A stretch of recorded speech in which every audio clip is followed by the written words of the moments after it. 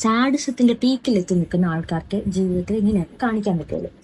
ഞാൻ പറയാൻ പോകുന്നത് എന്താണെന്ന് വെച്ച് കഴിഞ്ഞാൽ, ഒരു കൊച്ചുണ്ടായി കഴിയുമ്പോൾ മൂത്ത കുഞ്ഞുങ്ങളെ എടുത്തിരുന്നിട്ട് അയ്യോ ഇനി അച്ഛനും അമ്മയ്ക്കും കുഞ്ഞാവേനെ മതിയുള്ളൂ, നിന്നെ വേണ്ടല്ലോ എന്ന് പറയുന്ന കൂട്ടം ആൾക്കാർക്ക് പ്രത്യേകതരം ബന്ധുമിത്രാദികൾ.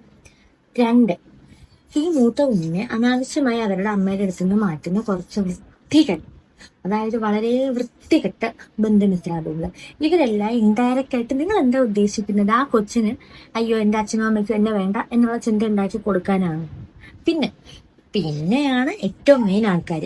അത് അച്ഛനും അമ്മയും വിലക്കിയിട്ടുള്ള വേണ്ട എന്ന് പറഞ്ഞിട്ടുള്ള Lay's, fruit juice, mobile phone, ഈ 3 സാധനങ്ങളും കുഞ്ഞുങ്ങൾക്ക് അവർ കളിച്ചോട്ടെ എന്ന് പറഞ്ഞു കൊടുക്കുന്ന കുറച്ച് വൃത്തികെട്ട ബന്ധുക്കൾ. നിങ്ങൾക്കൊക്കെ എന്താണ് പ്രശ്നം? നിങ്ങൾ സാഡിസത്തിന്റെ പീക്കിൽ നിൽക്കുന്ന ആൾക്കാരാണ്. നാണമുണ്ടോ? നാണം.